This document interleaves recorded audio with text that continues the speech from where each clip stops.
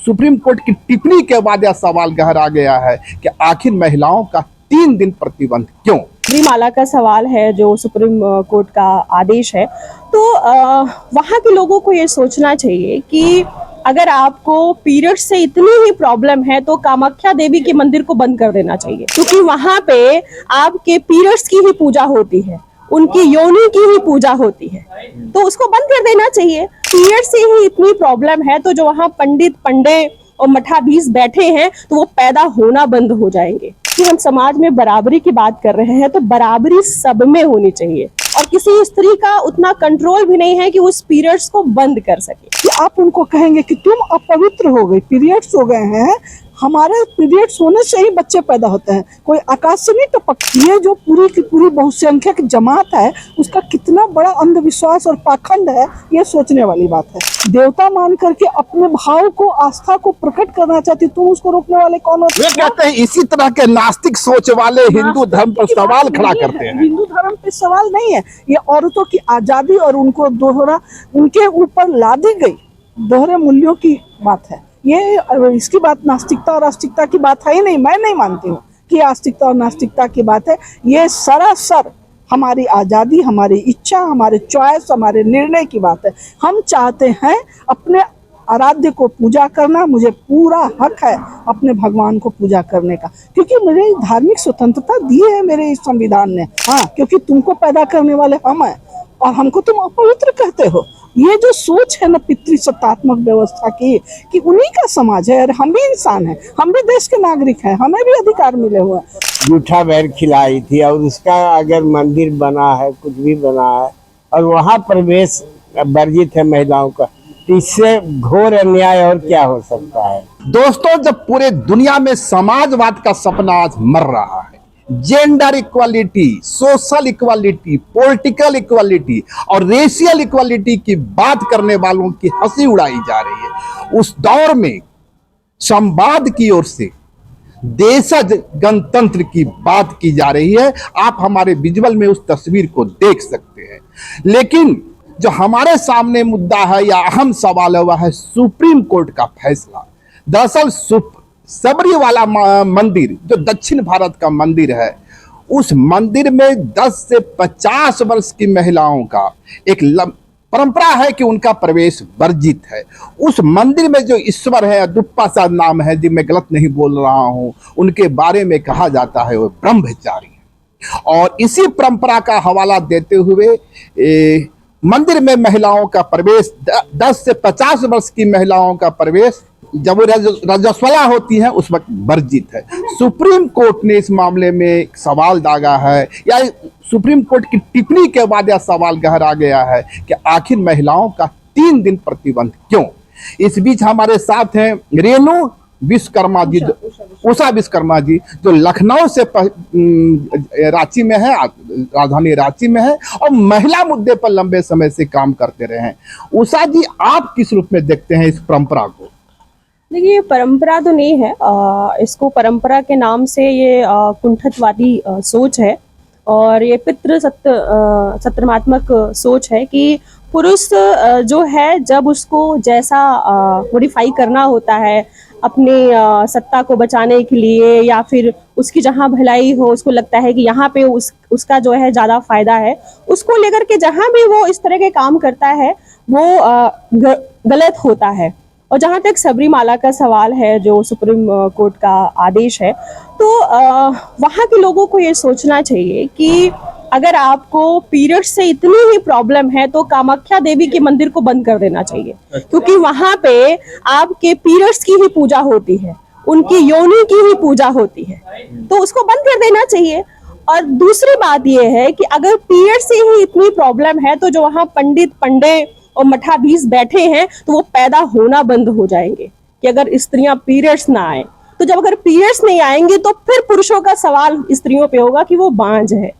तो इस तरह की जो सोच है वो समाज में बहुत ही प्रदूषण फैला रही है।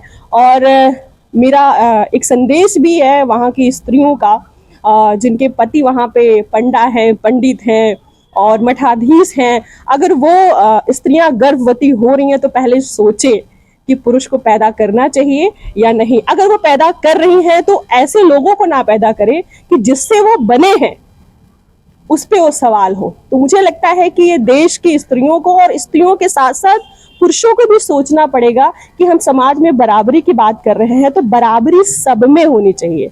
सिर्फ एक की बराबरी से समाज परिवर्तित नहीं होगा। लेकिन उस पक्ष से जो आवाज आती है वो आती है कि हमारी परंपरा है, सदियों से चली आ रही है और कोई भी जो किसी को यह शक्ति नहीं है, किसी को यह ताकत नहीं है कि हमारे धार्मिक मामले में हस्तक्षेप करे। स्टेट की अपनी सीमा है, स्टेट हमारे रिलीजियस मामले में इंटरफेयर नहीं कर सकता है। देखिए पूरी दुनिया में अगर हम बात करें, हम सिर्फ भारत और स्टेट की बात नहीं कर रहे हैं, पूरी दुनिया में बच्चे एक ही जगह से पैदा होते हैं और उसका जो पीरियड होता है 9 मंथ का ही होता है, किसी का 9.5 महीना हो गया। अगर ये पूरी दुनिया का सवाल है तो परंपरा यहाँ नहीं आती है। जिस धर्म से आप पैदा हो रहे हैं, जिस खून से आप पैदा हो रहे हैं, वो दूषित नहीं हो सकता है, पहली चीज। दूसरी चीज, वो नेचुरल है, किसी स्त्री ने अपने आप से उसको नहीं डाला है और किसी स्त्री का उतना कंट्रोल भी नहीं है कि उस पीरियड्स को बंद कर सके। तो इसलिए ये जो परंपरा के नाम पे ढोंग चल रहा है, इसको मुझे लगता है सरकार के भी कान में जो जू नहीं रेंग रही है उसको भी रेंगना चाहिए। सरकार तो सुप्रीम कोर्ट के फैसले का इंतजार कर रही है ना। सुप्रीम कोर्ट ने कहा है, सवाल दागा है कि 3 दिन निषेध क्यों। तो सुप्रीम कोर्ट तो कहीं ना कहीं महिलाओं के पक्ष में ही नजर आ रहा है। बिल्कुल सुप्रीम कोर्ट महिलाओं के पक्ष में है, लेकिन बस यही बात है ना कि अगर महिलाओं के पक्ष में सुप्रीम कोर्ट आ रहा है तो सुप्रीम कोर्ट से बड़ा तो नहीं हो सकता है ना। अगर सुप्रीम कोर्ट की बात नहीं मानी जा रही है तो वहां एक्शन लिया जाए और जो ऐसा संगठन बना करके ये दुष्प्रभाव डाल रहे हैं समाज पर, समाज की चेतना पे, उसको ध्वस्त किया जाए। आपको नहीं लगता कि इस जिस तरह की आप बात कर रहे हैं, जिस तरह इशारा कर रहे हैं, उससे कल्चरल कॉन्फ्लिक्ट बढ़ेगा, एक समाज अपने आइडेंटिटी को उससे जोड़कर देखेगा? देखिए पहचान किसको हम मानते हैं समाज में, तो आज की सरकार जो है वो भी अपनी एक पहचान बना रही है और एक धर्म को प्रेजेंट कर रही है। तो एक्चुअल में वो धर्म क्या है, नैतिकता क्या है, मूल्य क्या है ना। तो इसको हमें जस्टिफाई करना पड़ेगा और हम संविधान के देश में रहते हैं जिसको बाबा साहब ने लिखा हुआ है और संविधान के मूल्य कहते हैं जहां भी। तो क्या संविधान हमारी परंपरा से ऊपर हो गया? संविधान तो हमारी परंपरा के अंदर रहेगा ना। परंपरा क्या है? परंपरा भी तो हमें समझना होगा। रिलीजियस परंपरा है। परंपरा तो सती प्रथा भी थी, परंपरा तो जो है कहते हैं कई विवाह की भी थी, आज वो खत्म हुआ ना। तो परंपरा जहां इंसानियत को खत्म करे, जहां वैल्यू को खत्म करे, उस परंपरा को खत्म करना चाहिए। आपको लगता है कि दक्षिण भारत की जो साबरी वाला मंदिर है, वहां जो परंपरा चल रही है, वो जेंडर इक्वालिटी पर एक सवाल है? वो जेंडर नहीं, इंसानियत पर सवाल है। इंसानियत पे जहां भी सवाल है उस परंपरा को ध्वस्त कर देना चाहिए। इस वक्त हमारे साथ हैं डॉक्टर किरण लेखिका भी हैं और प्रशासनिक सेवा से रिटायर हुई हैं, महिलाओं की मुखर आवाज है। किरण जी, आप इस मामले को किस रूप में देखती हैं?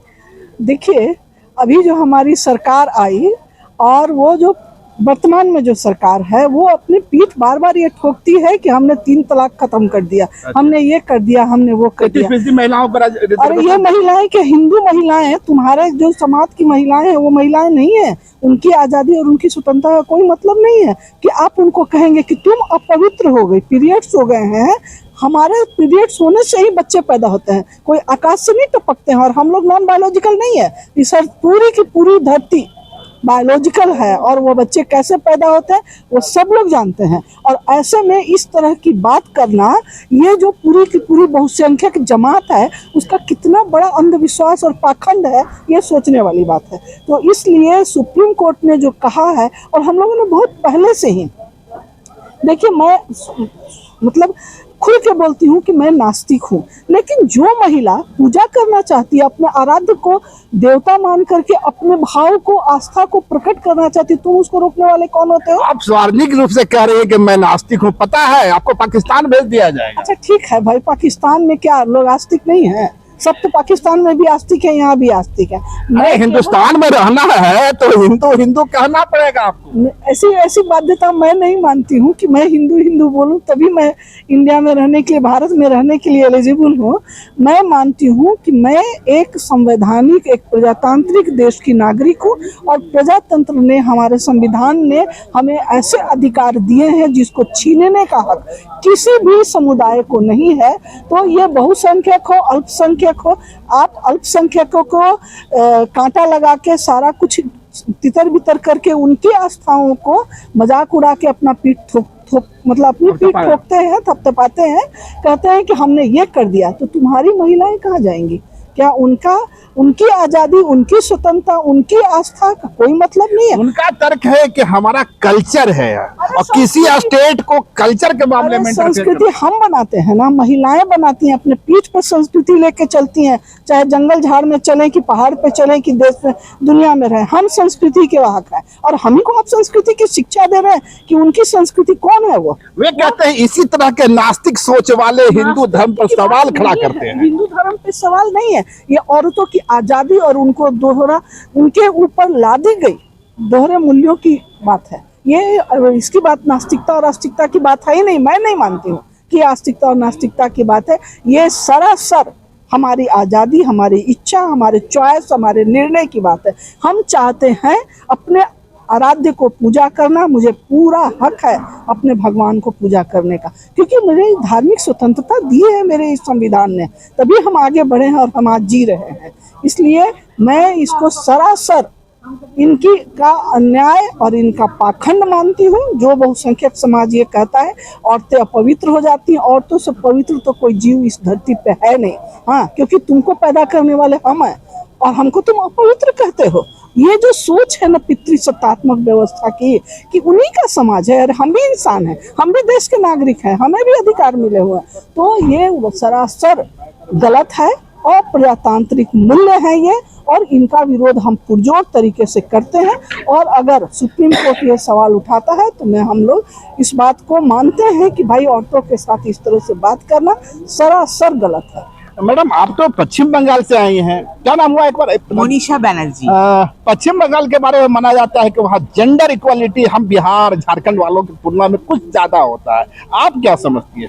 देखिए, हम तो ये मानते हैं, जैसे कि आप कल्चर के बारे में बोल रहे थे, तो कभी ये लोग बोलेंगे कि महिलाओं को जलाना हमारा संस्कार है, वो जो सतीदाह जो पश्चिम बंगाल की राम मोहन राय ने उसको खत्म किया था, तो हम मानते हैं ये जो कल्चर वाली बात ये लोग कह रहे हैं ये एकदम झूठ है, एकदम सरासर गलत है। हम इस देश में संविधान से चलते हैं। अंबेडकर जी ने इसी कारण मनुस्मृति को जलाया था, क्योंकि ये सब जो घटिया चीज ये लोग कर रहे ये उसी के जरिए ये लोग कर रहे। इसलिए तो बाबा साहब अम्बेडकर पर सवाल तो इसलिए खड़े हो रहे हैं ना कि उन्होंने मनुस्मृति को जलाया, किसी की धार्मिक आस्था को ठेस पहुंचाया। देखिए, मनुस्मृति में जो लिखा है ना, वो सिर्फ महिला नहीं, हमारे समाज के एक बड़े अंश के खिलाफ है। आज आप सबरीमाला में महिलाओं को घुसने नहीं देंगे, कई साल पहले आप अछूत को नहीं घुसने देते थे, पानी पीने नहीं देते थे, महार का सत्याग्रह का आज 100 साल हो रहा है, ये सब आप इन्हीं लोगों ने किया था। उनका कहना है कि कहाँ आप लोग नैरेटिव खड़ा करते हैं, छुआछूत की भावना तो मुगल काल में मुसलमानों ने ले लाया। ये सब इनकी जो बात है ना, ये चाहे तो पूरा कहानी उल्टा कर देंगे। ये नॉन बायोलॉजिकल लोग जो है, इनको लगता ही नहीं कि महिलाओं का कोई मूल्य है। इसी के कारण तो बंगाल में अभी SIR में लाखों महिलाओं का नाम कट दिया, ताकि महिलाएं जाके अपना मत ना दे सके। ये पहली बार इस देश में हो रहा है, इस डेमोक्रेसी में, कि महिलाओं का वोट डालने का जो अधिकार जो हमारी संविधान से मिला था वो खत्म करते जा रहे हैं। पीएम मोदी तो कहते हैं कि मैं मदर ऑफ डेमोक्रेसी से आता हूँ। उनकी तो फादरलैंड और मदरलैंड को लेके हम लोग बहुत चिंता में है। कभी सुना था वो नॉन बायोलॉजिकल है, अभी सुन रहे हैं कि उनका फादरलैंड ऐसी जगह पे है जो दुनिया के एक कौम को पूरा खत्म करने में उठे। ये पेस्टिसाइड की बात कर रहे हैं। वही तो हम बोल रहे हैं, और आगे हम ज्यादा नहीं बोलेंगे, क्योंकि वो महिलाएं के साथ उनकी जो संपर्क अभी उनके घर से आ रहा है, पहले उसको थोड़ा ठीक करें, उसके बाद बाहर के महिलाओं को देखें। आपको लगता है कि कोर्ट का जो ऑब्जर्वेशन है या सवाल है बिल्कुल जायज है? एकदम ठीक है कि सबरीमाला हो या कोई भी जगह हो, महिलाओं को या किसी जाति को या किसी का भी, सबको सब जगह जाने का अधिकार है, क्योंकि हम सब इस देश के नागरिक हैं। हमारी कोशिश होगी, चूंकि ये जो परिसर है इसमें काफी प्रगतिशील महिलाएं आए हुए हैं और कई राज्यों की महिलाएं यहाँ पहुंची हुई हैं। और मैं एक बार फिर कह दूं कि यह संवाद का कार्यक्रम है और संवाद के कार्यक्रम में एक अल्टरनेटिव डेमोक्रेसी की बात कही जा रही है, उसकी खोज की जा रही है। इसी क्रम में मैं उन लोगों से रूबरू होने की कोशिश कर रहा हूं। तो जैसा कि मैं कह रहा था कि इस परिसर में एक प्रोग्रेसिव जमात पहुंचा हुआ है, उसमें महिलाएं भी हैं, पुरुष भी हैं। उसी में से एक कारू जी हैं।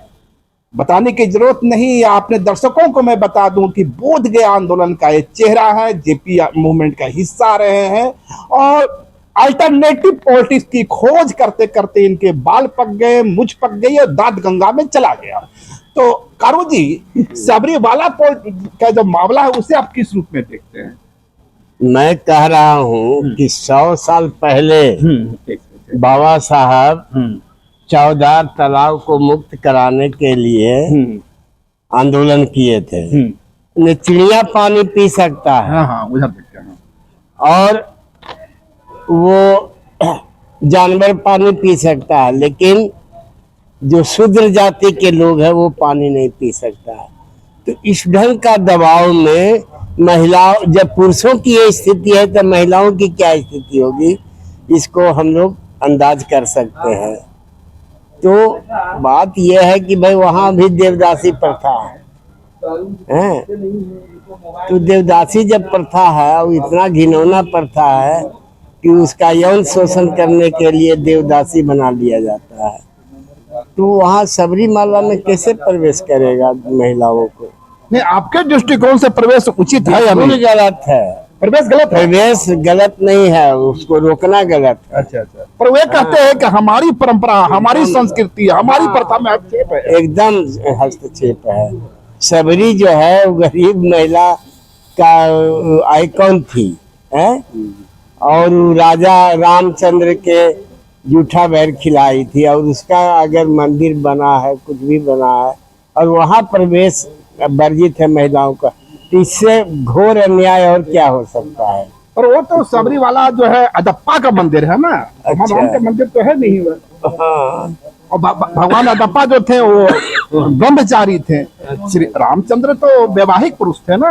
खैर हम तो गए नहीं है वहाँ, देखे नहीं है, पर मंदिर में महिलाओं का प्रवेश वर्जित है। मैं इसलिए सवाल कर रहा हूँ आपसे कि आप जब बोध गया मूवमेंट का हिस्सा रहे थे, उसके थोड़ा सा पहले तक दलितों के लिए मध्य बिहार में मंदिर में प्रवेश वर्जित था। हाँ। और आप लोग ने तो उसकी लाठियां भी खाई थी। हाँ हाँ, हम लोग तो उत्तर बिहार में बहुत सारा मंदिर में घुस करके उद्धार किए, उसको जेल गए, मार खाए है।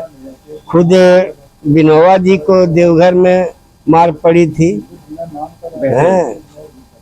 मंदिर में प्रवेश करने के लिए आपको ये बात जो है कस्तूरबा, उसको जाने नहीं दिया था यहाँ। प्रदीप जी, आप किस रूप में देखते हैं? उपेंद्र जी, हाँ, आप किस रूप में देखते हैं? पहली बात तो मैं ये सोचता हूँ कि कोई भी धार्मिक जगह हो या प्रार्थना करने की जगह हो, सबके लिए छूट होनी चाहिए। उसमें महिला पुरुष, तो हर इंस्टीट्यूशन के अपने नियम होते हैं, अपना उसका दायरा होता है। ऐसा नहीं ना सब, अब मंदिर है तो हम मुस्लिमों को कहिएगा हिलने देने के लिए, मानव मानव एक समान, ये थीसिस कहाँ से चलेगा? तो ये मंदिर ही गलत है, मंदिर ही गलत है। बिल्कुल।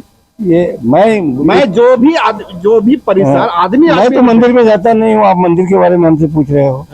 कहने का मतलब ये है कि सबसे बड़ा पूजा मन होता है। अच्छा। मनुष्य जो है वही पूजा है, वही भगवान है, उसकी हम पूजा नहीं करते हैं और जाके मठ मंदिर में हम करते हैं। इसीलिए आप लोग बोध गया का मठ उतार दिए। हाँ, बिल्कुल उजाड़े, उसको हटाया। ये इसके नाम पे, कुत्ता के नाम पे, फिर मुड़िया के नाम पे, कितने नाम पे ट्रस्ट बना करके वो सीलिंग से बचने के लिए वो काम किए हुए था। वो तो धोखा है ना, वो धर्म नहीं है, धोखा है। अरे धर्म के नाम पर धोखा हो सकता है, धर्म कैसे धोखा हो जाएगा? धर्म मतलब एक विचारधारा हो सकता है। हाँ। समझ रहे हैं? धर्म का मतलब धारण करना, अच्छे विचारों को धारण करना। ये मैं ये कह रहे हैं कि हजारों वर्षों से हम ये धारण किए हुए हैं कि 10 से 50 वर्ष की जो महिलाएं होगी वो अपने रजस्वला का जो टाइम होता है, जो पीरियड का टाइम होता है, उसमें हमारे मंदिर में प्रवेश नहीं करें। ये उनकी प्रथा है। स्टेट को ये पावर नहीं है कि उनकी प्रथा में इंटरफेयर करे। कोर्ट कहता है कि भाई ऐसा क्यों, ये इक्वालिटी का उल्लंघन है। आप क्या मानते हैं? हम भी कोर्ट का समर्थन करते हैं। ये समानता का उल्लंघन है।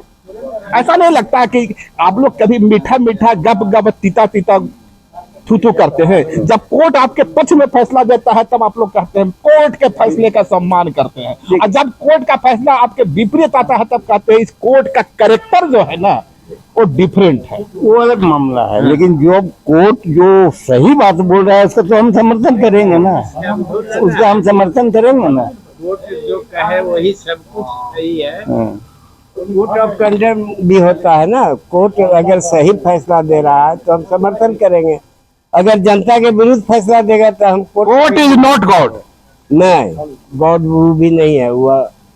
और आजकल तो कोर्ट में 10% लोगों का वहाँ कॉलेजियम सिस्टम। हाँ, वहाँ ब्राह्मण 90% आरक्षण है कोर्ट में, तो फैसला क्या देगा? लेकिन जो भी फैसला देता है कोर्ट के अनुसार, नियम के अनुसार, उसका हम समर्थन करते हैं अधिकांश जगह। लाइव लगातार के वीडियो को लाइक करें, सब्सक्राइब करें